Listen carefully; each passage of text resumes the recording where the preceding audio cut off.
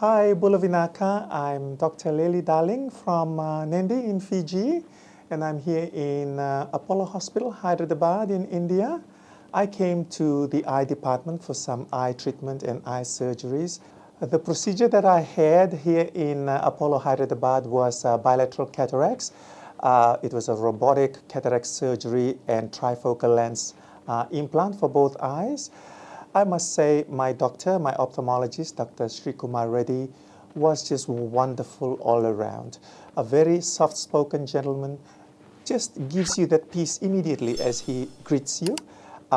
He was very, very professional, and I must say his work was absolutely pain-free.